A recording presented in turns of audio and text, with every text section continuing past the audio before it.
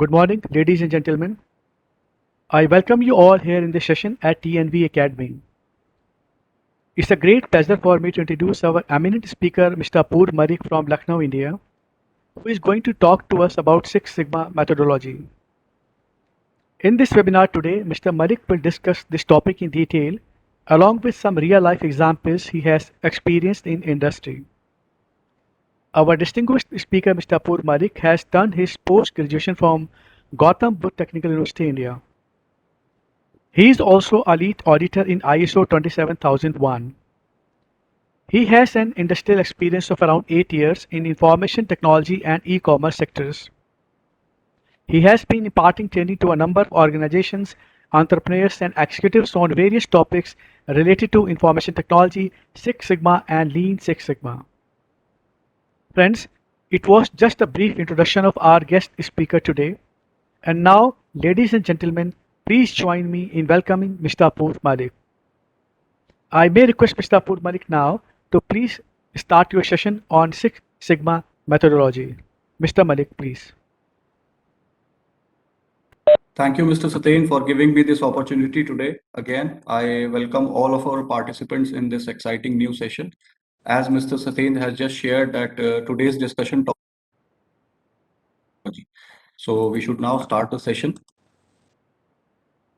So friends, before we move into the details of what actually Six Sigma methodology is, we need to actually look at the history of Six Sigma, that how it got evolved into the market when it got started. Six Sigma was basically introduced by an American engineer known as Bill Smith while he was working for an organization we all know as Motorola in 1986. Motorola pioneered Six Sigma, setting a Six Sigma goal for its manufacturing business. It registered Six Sigma as a service mark on June 11, 1991. On December 28th, 1993, it registered Six Sigma as a trademark. It means that it actually owns the evolution of the Six Sigma methodology. In 2005, Motorola attributed over $17 billion in savings to Six Sigma. Honeywell and General Electric were also early adopters of Six Sigma. As GE's CEO in 1995, Jack Welch made it central to his business strategy, and in 1998, it announced $350 million in cost savings thanks to Six Sigma methodology, which was an important factor in the spread of Six Sigma across the world. By the late 1990s, about two-thirds of the Fortune 500 organizations had begun Six Sigma initiatives with the aim of reducing costs and improving quality. Now, let us take a look at the basic definition of Six Sigma. Six Sigma is basically a set of techniques and tools for process improvement. A Six Sigma process is one in which 99.99% of all opportunities to produce some feature of a part are statistically expected to be free of defects. Now, this is a very technical term. If we look at it as a in a very layman language or generically, so we should say that while an organization adopts the process of Six Sigma, it ensures that all of the processes, all of the procedures and operations going on within the organization, producing the opportunities within themselves, comes to a conclusion that all of these opportunities and processes within an organization are free from any kind of defects, approximately to a percentage of 99.99. It means that completely all the operations and processes working within the organization are going on fluently, effectively, and they are producing the expected results as demanded by the organization. If we go into the definition of Six Sigma in detail, so we could say that the term Six Sigma, actually the term Six Sigma comes from statistics. We all know the statistics sector. So Six Sigma specifically from the field of statistical quality control evaluates process capability. It actually evaluates the capability of a process. The process can be manufacturing, it can be designing, it can be software industry, it can be any industry.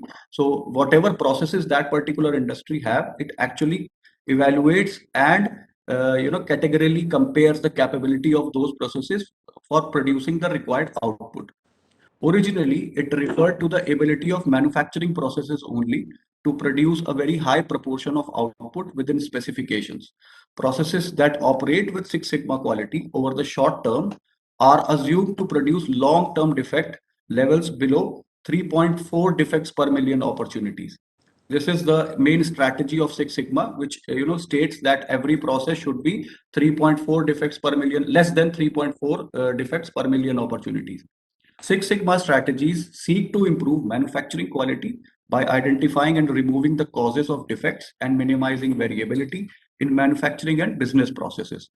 This is usually done by using empirical and statistical quality management methods, and by hiring people who serve as Six Sigma experts. Each Six Sigma project follows a defined methodology and has specific value targets, such as reducing pollution or increasing customer satisfaction within the organization. The term Six Sigma, as I already said, originates from statistical modeling of manufacturing processes.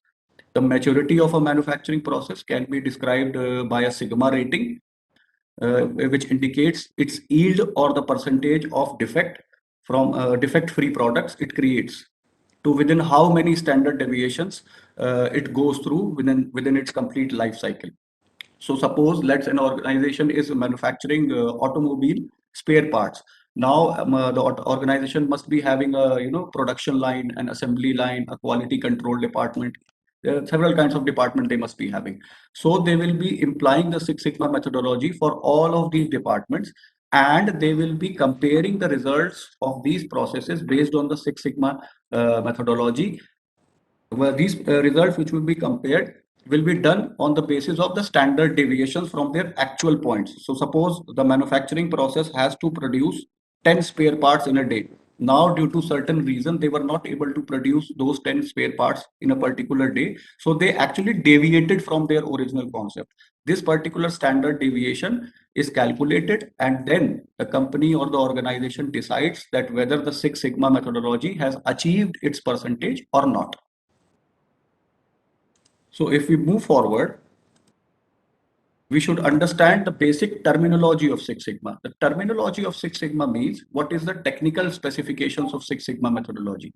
Specifically, we say that there are six standard deviations represented by the Greek letter sigma, which is written after six, between the mean represented by mu and the nearest specification limit. So as I already shared with you the basic terminology. So now we should understand these technical details. As process standard deviation goes up, or the mean of the process moves away from the center of the tolerance, few standard deviations will fit between the mean and the nearest specification limit, decreasing the sigma number and increasing the likelihood of items outside specification. So according to a calculation method employed in process capability studies, this means that practically no items within a process will fail to meet specifications. Now, we should also note that the calculation of sigma levels for a process data is independent of the data being normally distributed. In one of the criticisms which has been made for Six Sigma recently, it has been said that practitioners using this approach spend a lot of time transforming data from non-normal to normal using transformation techniques. So this statement means that they want to deliberately change it from non-normal parameter to normal parameter. They do not imply the Six Sigma methodology. So it must be said that Six Sigma levels can be determined for a process data that has evidence of non-normality. So what basically set Six Sigma apart from other methodologies? There are several other methodologies available in the market as well for improving the quality of the process, for improving the quality of the products, improving the customer satisfaction index. So what is basically the basic reasons that Six Sigma is considered the best strategy to practice within the organizations for improving the quality policy? So features that set Six Sigma apart from previous quality improvement initiatives include: first, focus on achieving measurable and quantifiable financial returns. So basically, Six Sigma says that once it has been implied within our organization, the results of Six Sigma methodology should always be calculated in a measurable form and should be quantified by relating them to the financial returns earned by the organization. So they just not should not be, that we achieved this percent of task in this particular sector period of time, or we earned this amount of money in this period of time. It should be quantifiable and measurable, whatever the results has been achieved. Second one is emphasis on management, leadership, and support. Without the leadership and without the support and leadership of the top management within an organization, effectively Six Sigma cannot be implied within an organization. The top management must have the complete commitment and support for effective implementation of the Six Sigma. Only then the organization will achieve the considerable results by this methodology. The third one would be commitment to making decisions on the basis of verifiable data and statistical methods rather than assumptions and guesswork. So basically, although there are many statistical tools which are used within the Six Sigma methodology, there are many approaches which are used while working the practically implementing the Six Sigma methodology. But usually speaking, so worldwide, basically there are only two approaches or concepts which are used within the Six Sigma methodology. The first one is DMACC and the second one is DMAT. So we should go one by one. We should learn about both of these methodologies one by one. So the first one is DMACC. As you can see in this particular figure, which I have displayed just over here for your reference, DMACC is basically a five-step approach, which is described in this particular figure. D stands for define, M stands for measure, A stands for analyze, I stands for improve, and C stands for control. If we go into the detail of these particular five steps, that what these five steps basically do in the DMACC approach, we should say that D stands for defining the system. So by applying the D methodology, what we do is we define the system. We actually capture the voice of the customer and their requirements. We document the project goals, that what will be our goals which we need to achieve in the future by applying the Six Sigma methodology and the DMACC approach. And we identify that what will be the customers, what are the customers' requirements, what they actually demand from the organization, and we document all these particular things. The second one is M, which is measure. So we measure the key aspects of the current processes and collect relevant data, calculate the as is process capability. So as is process capability would be what the process is in the current situation, what is the current situation of the process, and if we applied the Six Sigma methodology, what would be its particular process capability in the future. Then comes A, which means analyze. So we analyze the data which we have collected in the M part of the DMACC approach to investigate and verify the cause and effect. So once we have collected the relevant data which needs to be what should I say calculated on the Six Sigma methodology, we analyze it. We investigate that why this particular defect arose in the organization. What was the cause through which this particular defect came in, and what would be its effect within the organization. We determine what the relationships are of these particular defects. We attempt to ensure that all factors has been considered while analyzing this particular data, and we seek out the root cause of the defect under investigation. Then the fourth one would be improve. So improve means that once we have recorded the data, we have analyzed it, we have find the root cause of the defect, we have find out that what were the actual reasons through which, because of which this particular defect came into place. We want to improve on that particular process. So we improve or optimize the current process based upon the data analysis which we have done using techniques such as design of experiments, POCAYOK. POCAYOK is a basically statistical technology which is used within the Six Sigma methodology. Well, we will be talking about the complete Six Sigma terminology. We will be discussing all these terms: POCAYOK, Pareto charts, histograms, fishbone analysis, everything. So we use these kind of techniques, as I already told, design of experiments, POCAYOK, or mistake proofing, and we create a standard work to create a new future state process. So we design a process which will be used in the future, so that these particular defects doesn't arise again within the organization. What we do is we set up pilot runs to establish process capability. So once we have identified the techniques through which we will be improving, we will be committing some pilot sessions that fine, this is the approach we need to follow, which we have identified. Let us do a pilot session and see what would be the results in the future of this particular approach. And the final one is control. So we actually control the future state processes in this approach to ensure that any deviations from the target are corrected before they result in defects. And we implement the control systems such as statistical process control, production boards, visual workplaces, and continuously monitor these processes. This process is repeated until the desired quality level is obtained. So it means that till we have achieved the complete benchmark of Six Sigma by using the DMACC approach, we keep on repeating this particular DMACC methodology until we achieve the desired result in terms of quality which we have established. Friends, I need to point out a special point over here that few organizations actually add one more step to this particular approach, which is added basically in the beginning before D part, which is the recognize part. So it actually says that organization has to recognize the right problem to work on so that they doesn't deviate from the actual problem. So they have to prioritize and they have to identify the actual problems which they have, the problems which can be dealt with later on and doesn't have that kind of a priority to be mitigated right now. They should be kept apart. We need to prioritize, the organization need to prioritize actually that what is the most major problem which we are facing as of now, make them in a listed objective, and recognize them in a patterned way so that the DMACC approaches continuously works on those problems in a stated manner, in a specific manner. So this was the DMACC approach. Now we should move on and we should learn about the DMAT-V approach. So again, I have listed a figure over here, as you can see. So it is also a basically five-step approach as such as DMACC.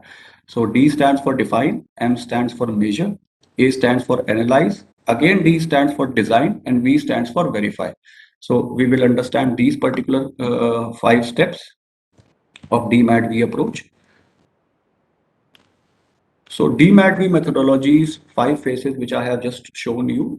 So D again is defines, so that we design the goals that are consistent with the customer demands and the organization's strategy. We define these goals and document them. M again comes for measure. So we measure and identify the characteristics that are critical to quality. Basically, in this approach, what will be the characteristics of a process that will be critical to its quality? And we measure the project capability. We measure the production process capability, and we measure the risks involved in applying this particular approach. The A part is analytic. Again, we analyze to develop and design alternatives if we fail to produce the similar kind of results through this particular approach, then we should have some alternative plans in place as well. That if this particular approach fails, what will be the next plan B which we need to implement to achieve the desired results. The D part is design. So we actually design an improved alternative which is best suited as per the analysis in the previous step. And final part is verifying the design. So whatever design which we have identified, we need to also verify it by using again the same pilot method. We set up pilot runs of the particular approach. We implement those pilot approach in the processes and operations identified. And we implement the production process and hand it over to the process owners of those particular processes or operational departments. I hope these two particular approaches are clear to you now. So now what will be the resources actually which will require for the Six Sigma implementation within an organization? As I already said to you, I already shared my viewpoint on this that for applying the Six Sigma methodology, strong commitment of the leadership and top management is essential. So they need to ensure that they need to identify and ensure that the capable persons who have the knowledge of the Six Sigma methodology are always available within the organization to help categorizing the defects, categorizing the problems, and finding the root causes, and then finding the right approaches through which those particular problems will be mitigated from the organization. So one key innovation of Six Sigma, involves professionalizing the quality management. Prior to Six Sigma, quality management was largely related or relegated to the production floors and to statisticians in a separate quality department itself. So formal Six Sigma programs, adopt an elite ranking terminology similar to martial art systems like judo to define a hierarchy or the career path that spans across the business functions and levels. So the various levels of organization required for implementation of Six Sigma are the first is executive leadership. So executive leadership includes the CEO and other members of top management. They are actually responsible for setting up a vision for Six Sigma implementation. They also empower other stakeholders with the freedom and resources to transcend departmental barriers and overcome resistance to change. The second one would be the champions of Six Sigma. The champions of Six Sigma actually take the responsibility for Six Sigma implementation across the organization. The executive leadership actually draws them from upper management, these champion people, and they put them into the operational process. Champions also act, as mentors to the black belts. We will discuss the levels of Six Sigma in our future session. The third one would be the master black belts. So master black belts are actually identified by champions deployed by the upper management. They actually act as in-house coaches of Six Sigma. They devote all of their time to Six Sigma, assisting the champions and guiding the black belts and green belts within the organization. In addition to statistical tasks performed by the master black belts, they ensure that Six Sigma is applied consistently across departments and job functions. Then comes the black belts. So black belts actually operate under the master black belts to apply Six Sigma to specific projects. They also devote all of their time to Six Sigma. They primarily focus on Six Sigma project execution and special leadership with special tasks. Whereas champions and master black belts majorly focuses on identifying the projects and the functions for Six Sigma. Then comes the green belts. So green belts are employees who take up Six Sigma implementation along with their other job responsibilities. So they are not actually dedicating their complete time for implementing the Six Sigma methodology within the organization. They just come in as and when they are required. Then they go back and perform their other job responsibilities, and they operate under the guidance of black belts actually. So according to proponents, special training is actually needed for all of these practitioners to ensure that they follow the methodology of Six Sigma and they use the data-driven approach correctly. Some organizations actually use additional colors as well, apart from these which I have described, such as yellow belts for employees that have basic training Six Sigma tools and generally participates in projects, and white belts as well for those who are locally trained in the concepts, but they do not participate in the project team. Then there are orange belts as well, who are also mentioned to be used only for special cases within the organization. We will take up a different session in which we will define these the complete roles and responsibilities of all these people within an organization. So now, as we have understood that what Six Sigma methodology is, we need to know which will be the basic organizational sectors who are best suited to apply Six Sigma methodology within themselves. So basically, Six Sigma mostly its application in large organizations. So organizations which have only a few number of people, maybe say 200 people or 300 people, they actually cannot afford to employ such people who have the expertise of master black belt or a black belt. So they do not usually imply the Six Sigma methodology within themselves. They just go on with the common practice of identifying the risks, eliminating them by using the basic approaches. According to industry consultants like Thomas Sidek and John Cullman, companies with fewer than 500 employees are less suited to Six Sigma or need to adapt a standard approach to making it work for them. Six Sigma, however, contains a large number of tools and techniques that work well in small to mid-sized organizations. So the basic industrial sectors are the most the most sectors which are most likely to adapt the Six Sigma methodology are, which I have listed them for you. First one is the manufacturing industry. So manufacturing of any kind, say, automobile manufacturing, their spare part manufacturing, mechanical elements manufacturing, medicine manufacturing. You can say all of the manufacturing industry can usually adapt the Six Sigma methodology. Then comes engineering and construction. The engineering and construction sector also uses the Six Sigma methodology because they have large number of people working for them at different project sites. They have several kind of projects which are running across the globe. So they usually practice the Six Sigma methodology. The third one is finance teams. The finance team basically, the finance sector basically uses the Six Sigma methodology to enhance their financial returns, their earnings and so if they have not have earned much in the past financial sector or financial year, so they try to implement the Six Sigma methodology to improve their financial returns in the upcoming financial year. Then we have supply chain industry. Supply chain industry also uses the Six Sigma methodology. And healthcare, as I said, healthcare is a very huge industry which we have across the globe. So they also implement the Six Sigma methodology for improving their processes and operations.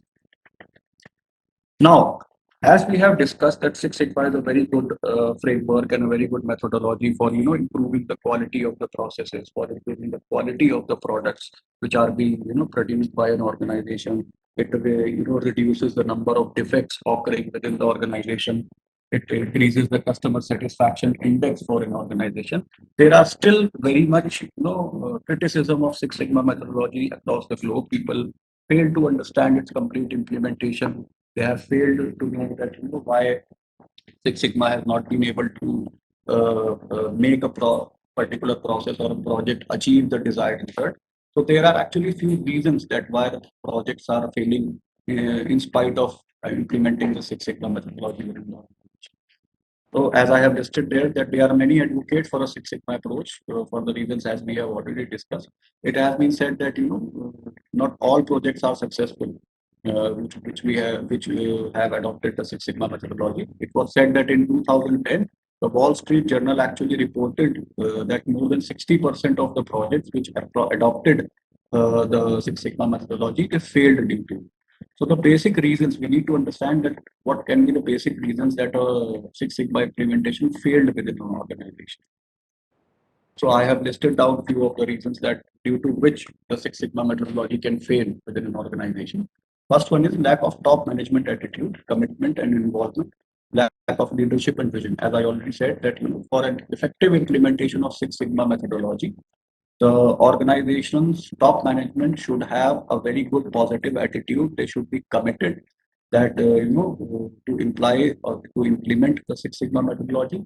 They should always be involved. They should always be monitoring the process which is working under the Six Sigma methodology. So they should not just implement and go away and then come back later on after a year or 2 year and measure the results. That should not be done. They should be always involved within the process, and they should not actually lack on the vision of on the Six Sigma methodology. They should have a clear vision that we will be implementing this particular methodology within the organization, and these are the results which we are expecting to achieve once we have completely implemented the Six Sigma factors and the concepts.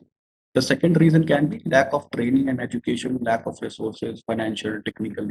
So as I already said that while we were discussing about the resources which are required for implementing the Six Sigma methodology, we have several kind of levels to work in this particular Six Sigma process. So if those particular resources are not well trained, well educated, they would not be able to completely understand the concept of Six Sigma, and they will not be able to implement the Six Sigma methodology effectively. So proper training and education should be there. Complete resources, whether financial, technical, or human resources, should always be available to implement the Six Sigma methodology within the organization. Third one is poor project selection and prioritization. I told you that while implementing the DMACC approach of the Six Sigma methodology, there was a step in which organization has to prioritize that what are their actual problems. So if suppose the organization has decided to implement the Six Sigma methodology, but they actually took a project which was not required to, which was not requiring the complete attention at that particular point of time. There was another problem occurring within the organization which actually required immediate attention. So organization selected a poor project and prioritized it for Six Sigma, but they actually failed to achieve the desired result because they selected the wrong project.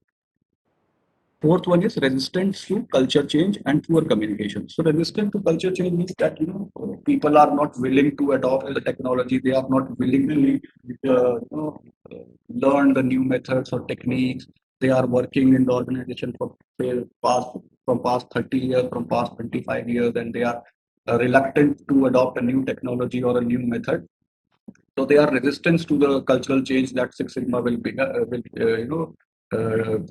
take up within the process, and poor communication as well. So, suppose proper communication was to be made about a result which has been achieved by the Six Sigma methodology in a process, and the result was not actually communicated in the same way to other person, and due to the poor communication, there was a lack in the there was a deviation in the understanding of the complete scenario of that particular result.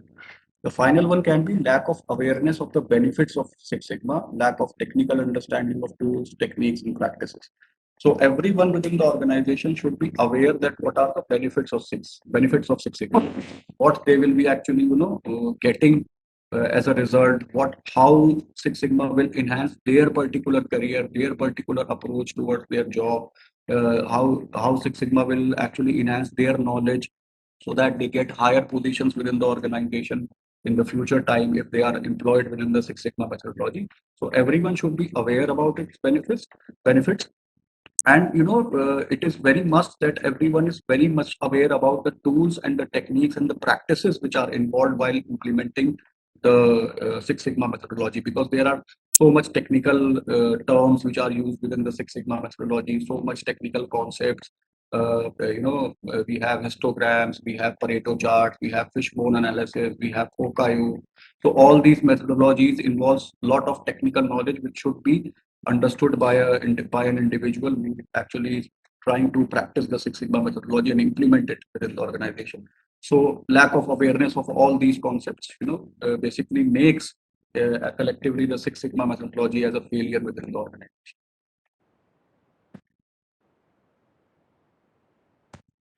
So friends, we now have come to the conclusion of this particular session. I feel that I was able to make you understand the common concept of Six Sigma methodology. However, it is a very big concept, and we will look after all of its parts and other parts of this particular methodology in our later sessions. So I will now answer the questions of the participants if they have anything question. Yeah, I have a question, Mr. Malik. Yeah, it's a very basic question. How can one become a Six Sigma professional? What to do, which course to do, where to go, how to start just to become a Six Sigma professional? Okay, fine. So, in order to become a Six Sigma professional, first you actually need to identify your current position within the organization you are working. So, like suppose you are in the production department, you are in the manufacturing department. So, you are on a major position within the organization. You will first have to identify your role, which you are performing within the organization. Based on that identification, then you have to identify which practice actually you want to take up as a profession, because we have two different methodologies. We discussed Six Sigma today, then we have a similar methodology which is known as Lean. So you need to identify these two particular things. Then there are several institutes and online programs which are going on across the globe, which you can join to learn these methodologies. And eventually there is an exam which is conducted thrice in a year. I am not sure. It's actually done twice in a year, I guess. So you can give that particular exams to qualify yourself as a Lean expert or a Six Sigma professional. I guess someone was asking a question. I was not able to hear it. Which is the governing body of Six Sigma? Okay. The governing body for Six Sigma. Actually, the International Association for Six Sigma certification is the governing body of the Six Sigma methodology. So they are the organization which actually conducts the Six Sigma certification exams. So, as a part of the earlier question as well, if you want to learn about Six Sigma methodology, you can also become a member of this particular organization, the International Association for Six Sigma certification. You can learn the program from them as well, and you can give their exams. They actually are responsible for conducting the exams for the Six Sigma methodology. Is there any more question from the participants? If not, we can come to the end part of the session. If there is no question left. Mr. Apoorv, I have a one question. Hello. Yes, sir, please. What are the different level of Six Sigma professionals? Okay, As we already discussed in our earlier session as well. However, it will take another session to describe all those levels which are included within the Six Sigma methodology. They are basically six levels starting from the descending to ascending order in Six Sigma certification levels. The first one is the white belt, the second one is the yellow belt, the third one is the green belt, the fourth one is the black belt, and the master black belt. Five basically. So there are five Six Sigma certification levels which are usually practiced by Six Sigma professionals across various industries and organizations. White belt are basically very beginners of Six Sigma methodology. They only usually know very basic practices of Six Sigma, and they are often not used in the Six Sigma projects. They are just the trainees or the earlier opportunity seekers within the Six Sigma methodology.